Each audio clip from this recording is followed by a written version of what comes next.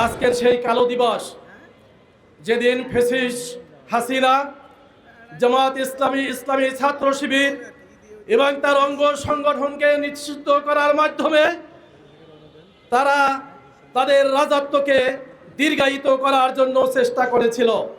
কিন্তু তারা জানে না ইসলামের উপরে, জামাত ইসলামের উপরে হাত দিলে তাদের ক্ষমতার মসনদ তছনছ হয়ে যাবে।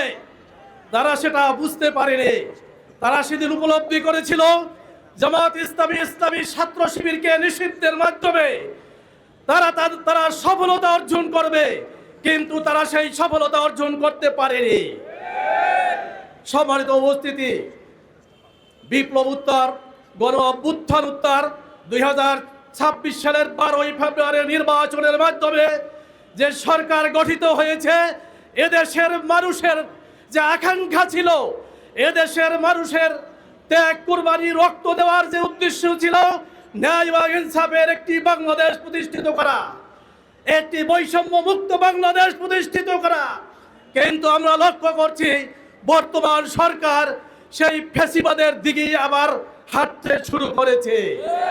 আমরা সরকারকে উদাত্ত আহ্বান জানাই, পিছনের ইতিহাস থেকে শিক্ষা গ্রহণ করুন এবং বাংলাদেশের মানুষের যে আকাঙ্ক্ষা ছিল, সেই আকাঙ্ক্ষা পূরণের দিকে আপনারা মনোযোগী হবেন।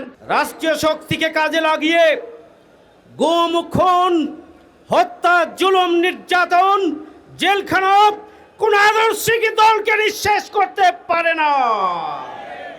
আমাদের 11 জন শীর্ষ নেতাকে হত্যা করা হয়েছে, 20,000-এর অধিক মিথ্যা মামলা দিয়ে আমাদের নেতাকর্মীদেরকে ঘর ছাড়া, বাড়ি ছাড়া করা হয়েছে।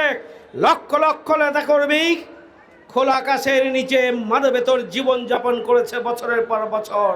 লক্ষ লক্ষ নেতাকর্মী জেলখানায় মানবেতর জীবনযাপন করেছেন। বাংলাদেশ জামাত ইসলামের শীর্ষ নেতৃবৃন্দের পরিবারের সদস্য সহ শত শত জামাত শিবিরের কর্মীদেরকে গুম করা হয়েছে, খুন করা হয়েছে। 5 শতাধিক নেতাকর্মীকে খুন করা হয়েছিল। আমাদের ব্যবসা প্রতিষ্ঠান, বাড়িঘর বুলডোজার দিয়ে নিঃশেষ করে দেওয়া হয়েছিল। লক্ষ্য ছিল বাংলাদেশ জামাত ইসলামীকে মূলোৎপাটন করা। কিন্তু আওয়ামী লীগের দীর্ঘদিনের সেই স্বপ্ন ব্যর্থতায় পর্যবসিত হয়েছে। জামাত ইসলামী বাংলাদেশ সে অগ্নিগর্ভ চলমান আন্দোলনকে এগিয়ে নেওয়ার জন্য সর্বশক্তি নিয়োগ করে তারা রাজপথে ঝাঁপিয়ে পড়েছিল এবং তারই ধারাবাহিকতায় আল্লাহর মেহেরবানিতে 5ই আগস্ট গণঅভ্যুত্থান সংগঠিত হয়ে যারা আমাদেরকে নিঃশেষ করতে চেয়েছিল, মূলোৎপাটন করতে চেয়েছিল, নির্মম করতে চেয়েছিল, তারাই 5ই আগস্টের গণঅভ্যুত্থানের মাধ্যমে দেশ ছাড়তে বাধ্য হয়েছিল। কোন আদর্শিক রাজনীতিকে, কোন আদর্শিক সংগঠনকে, ইসলামী আন্দোলনকে গুম, খুন, হত্যা, নির্যাতন, রাষ্ট্রীয় শক্তি ফ্যাসিবাদী কায়দায় আগ্রাসন চালিয়ে নিঃশেষ করা যায় না। জামাত ইসলামীর উপরে ক্র্যাকডাউন করার পরে 5ই আগস্টের গণঅভ্যুত্থানে তাই প্রমাণিত হয়েছে।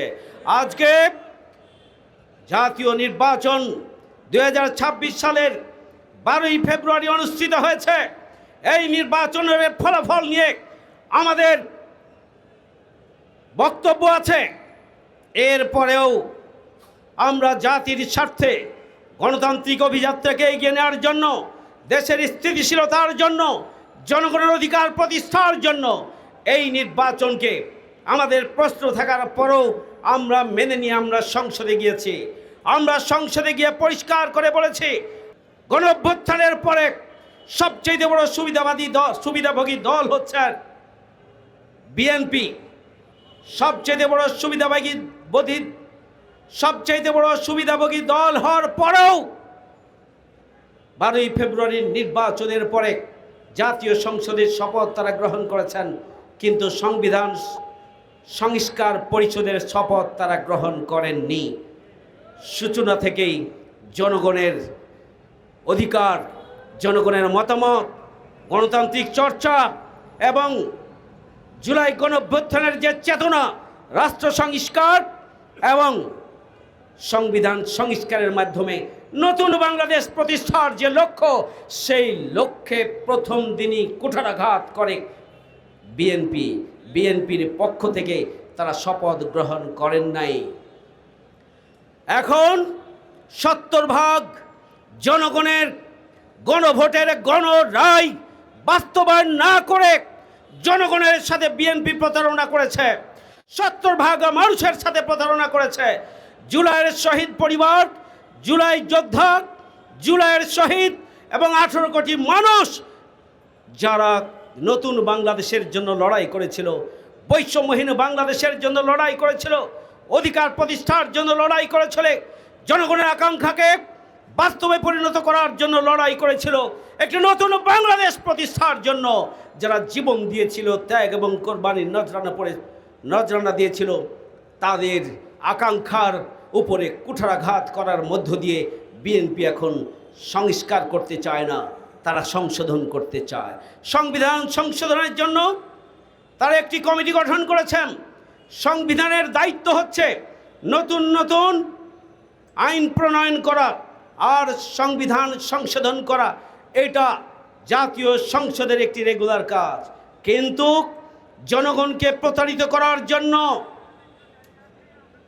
সরকারি দল সংবিধান সংসদের বিশেষ কমিটি নামে, আগে কমিটি ছিল, পরবর্তীতে এটিকে আইনানুগ করার জন্য বিশেষ কমিটি নামে তারা একটি কমিটি গঠন করে।